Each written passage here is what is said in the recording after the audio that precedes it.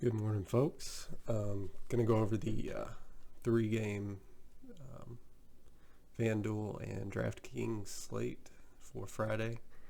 Today, we have, like I said, three games: Wake Forest and North Carolina, Kansas and Boston College, and Washington State and Houston. Um, Got quite a few good plays today, and I'm just going to go over them real quick. Um, the uh, the first game, Wake Forest and Houston. Let me pull this up here. I zoomed in quite a bit. Hopefully, everybody can see that. uh, Maybe I can zoom in a little bit further. Let's see. Oh, there we go. That's even better. Um, Wake Forest and North Carolina. I love this game a lot. I think it'll be a lot less owned than Houston and Washington State. Um, the uh, the two quarterbacks from this game, Sam Howell from North Carolina, he's way underpriced on both sites. He's a really good player. Wake Forest has a lot of injuries, so I like him a lot. 5,600 on DK and 8,200 on FanDuel. I'll probably have him in my main lineup. And Jamie Newman, the Wake Forest quarterback dual threat guy, he's way too cheap on DraftKings. I would avoid him on FanDuel, but I mean, you can still play him. He'll probably be lesser owned than everybody else. I like him a lot there. And the running backs, Wake Forest, Cade Carney should be back from his injury. UNC is really beat up on defense, so 5,800 on DK is super cheap, and 8,200 on FanDuel is really cheap for a guy that should dominate the carries there if he's back from his injury all the way. The guy I liked last week, Kenneth Walker, he had a 96-yard run against Rice. If Carney is limited, he could do some damage there. For UNC, Javonte Williams, supposedly he's going to get the bulk of the carries. He's 4,900 against a bad Wake rush defense, so he's a good play on both sides. 4,900 on DraftKings, way too cheap, and then 8,700 on FanDuel. So yeah, they're both. He's cheap on both sides. His backup, Michael Carter, 4,600 on DraftKings and 7,300 on FanDuel. He's going to get the rest of the carries, so I don't hate that, but I think Javonte Williams is the better runner. He had close to 100 yards against Miami last week. A good rush defense. So yeah, I like that a lot. The receivers in the game that we want to look at here.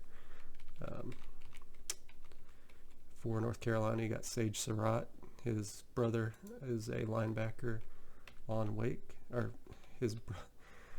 I have the wrong team listed there. Let's go. Okay, his brother is a linebacker on North Carolina, so he's probably going to be pretty pumped up for this game. $6,800 on DK and 9,300 on FanDuel. He has the most targets out of anybody in this game, so I like him a lot. Big target. He may be playing some slot too, since Hinton's out, so you could see that. I like him a lot. He's probably my favorite receiver today. Scotty Washington, all he does is catch touchdowns, so he probably going to have a big game. 7,100, 8,900 on FD. I love him on both sides. The other guy that's worth mentioning here, well, actually there's two more. Jaquari Roberson is starting in the slot. He's 3K on DK and 5K on FD. If he's playing, I'm just going to probably have him in my main lineup. It's either between him or Patrick Carr. And not Patrick Carr. Yeah, is it Patrick Carr? Yeah, Patrick Carr for Houston.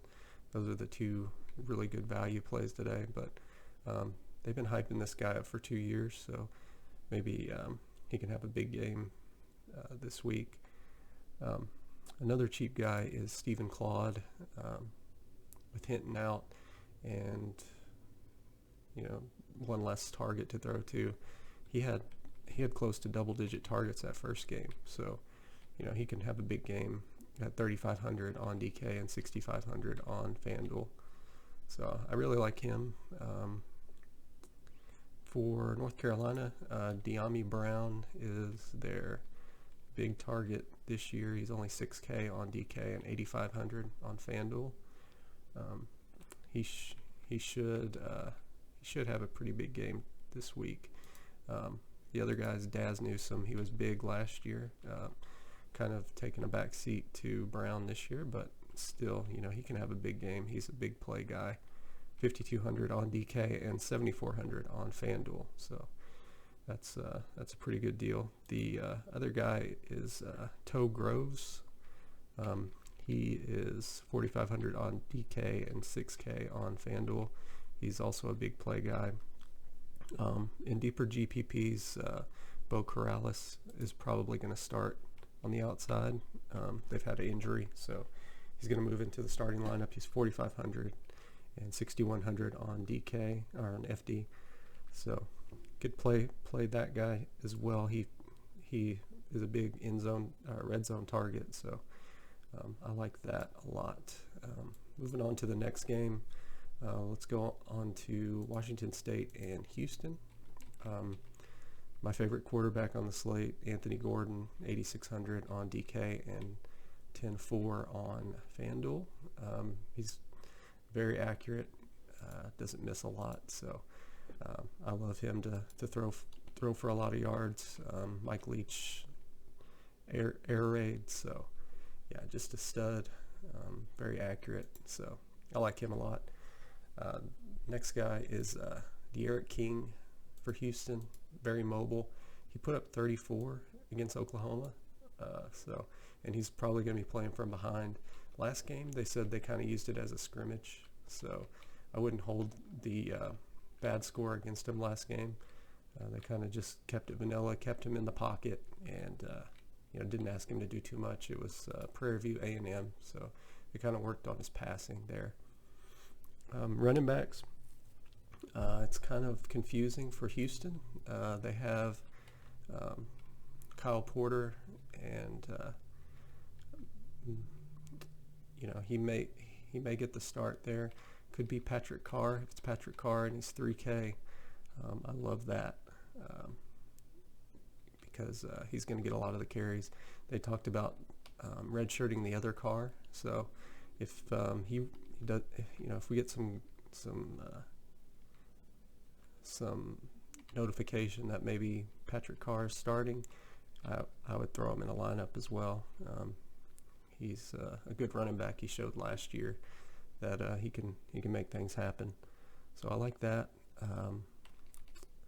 For Washington State, Max Borghi, he's going to get most of the carries, if not all of them, and he catches the ball in the backfield as well. So 7,300 on DK and 9,400 on FD. I like him as a core on both sides. He's just gonna smash there.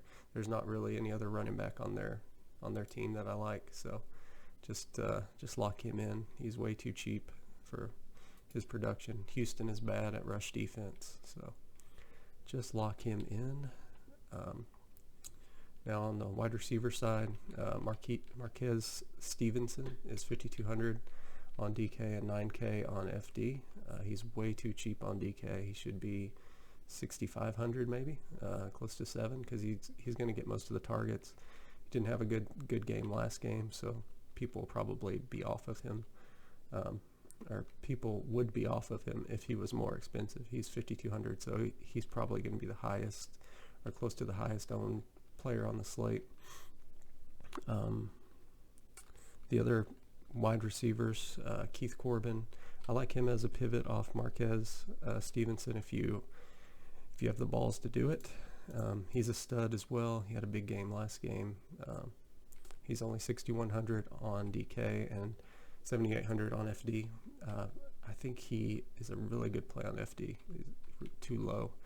there. No one's going to play him on DK because he's 6,100, and most people will be locking Stevenson in. So, he can be a really good pivot there if you don't plan on playing Stevenson.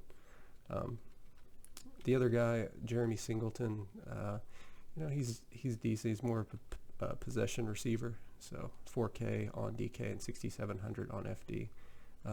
Too cheap if you like that game. Another guy, Bryson Smith, ex-quarterback, and he may have a big game as well. I like him as a deeper GPP guy. He's got a lot of talent, but he's not really refined yet. So for Washington State, they have 1 million receivers. So, and most of them rotate. Aesop Winston and Desmond Patman rotate. Most people will play Patman because he's cheaper, and he's log watchers will see that. I think Winston's the better wide receiver, and less people will play him because he's 7,600. He's 8,600 on FD, so I think he's a lock on FD if you're playing FD. But if you want to be a little bit different and pivot off of Patman, you can. He's 7,600, so not many people will play him. They're going to be paying up at running back more than likely. If you want to pay down at running back, maybe play Javonte Williams and go up at wide receiver. You can do that for sure. Brandon Arconato is the slot receiver. He's 5,700 and 8K on FD. He doesn't really rotate out that much. He stays in a lot more. He's a good route runner, just a solid receiver. Nothing special about him, but they did target him last week, and he did catch a touchdown. So he does have the most targets on the team. Travell Harris is another guy. He's 4,100, super cheap, 7K on FD. I like him. He's kind of a bigger play guy. Another guy is Devontavian Martin. Sorry. He's 5,900 on DK and 8,100 on FD. He led the team last year in receptions, I believe. He had the most targets for sure. He's 5,900 and 8,100 on FD.